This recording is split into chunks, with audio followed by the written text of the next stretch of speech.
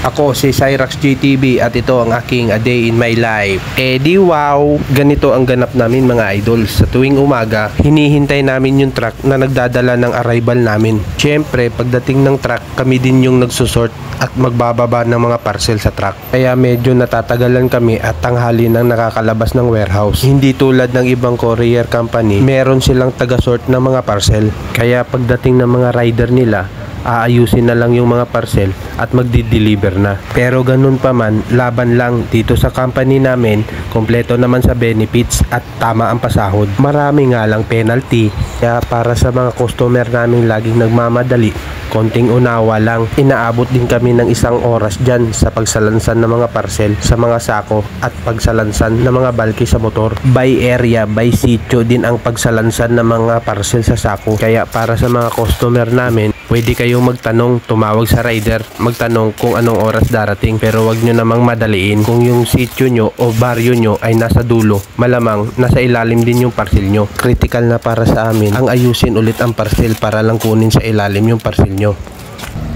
Ayun o, natapos ko na lahat. Naayos ko na din lahat ng mga parcel.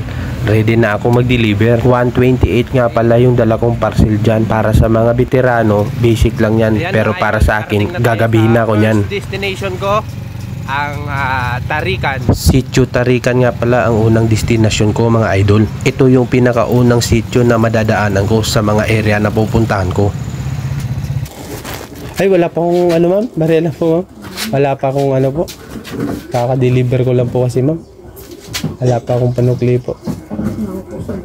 Po. Ito yung isa sa mga problema namin pag first drop, wala pang panukli. Merong mga customer na nakakaintindi, meron ding nagagalit. Buti na lang si ma'am, mabait kumuha ng exact amount. Mag-aalauna na pala yan nung ako'y nag-umpisa. Medyo kinakabahan dahil makulimlim at parang uulan na. Yung bilis pala namin sa pagdi-deliver ay nagdidepende din kung gaano kabilis magbayad yung mga customer. May mga customer kasing kulang na lang timplahan ka ng kape kasi gustong makipagmaritisan. Meron din customer na naiintindihan kung gaano kahalaga yung oras namin. Yung tipong kumakatok pa lang kami, inaabot na yung bayad. Malaking tulong din sa amin yung mga parcel na bayad na. Yung tipong iaabot mo na lang, wala ka nang kukuning pera. Thank you po. Okay na boss. Thank you. Ito mga idol, walang tao. Kailangan pa natin balikan mamaya kung may oras pa. May mga customer din na mababait, galante, keep the change lagi. Ang pinakasakit sa ulo naman, yung tinatawag nilang kupal. Wala nang ang pera, nag-o-order pa. Madalas pang sinasabi, napindot lang ng bata. Ayos, idol, hindi na naman kinuha yung sukli. Tapos na tayo mga idol sa Sitio Tarikan. Diretso tayo ngayon sa Fiesta Communities. Yun talaga yung area ko mga idol. Nandito lang ako ngayon sa Sitio Tarikan kasi day off nung isang kasama ko. Kailangan natin mag-adjust. Yun, tapos na tayo. Papunta na tayo sa Fiesta Community. Ayun mga idol, sa mga oras na yan, nakarating na ako sa Fiesta Communities. This is my jungle, ika nga. Halos kilala ko na lahat ng mga customer dyan at kilala na rin nila ako. First drop, office ng Fiesta. Banat mga idol. Idol. Ayan o, kagaya nyan. Pinaghintay ako, kanina pa ako dito sa labas. Ganun lang mga idol. Kung mabagal magbayad yung customer, mabagal din yung delivery namin. Ayun o, 1 click lang pagbayad na. Ako, delikado mga idol o. Delikado. Meron pa tayong isang sako. Tapos ano na, parang uulan. Sa pagdi-deliver namin, maaari kaming mawalan ng parcel o kaya ma-short sa remittance. Nako, paggabi na mga idol. Ito na lang yung i-deliver natin. Tapos ito mga to kanina, mga nadaanan ko yan na wala sa bahay. Tapos yung iba dyan, mag-GCash daw. Wala pa naman dumating na GCash. Kaya ito yung mahirap sa buhay delivery rider. Kaya kailangan kong balikan yan kung kaya pa sa oras. So ayun mga idol oh. Naubos yung ano, na-attempt natin lahat.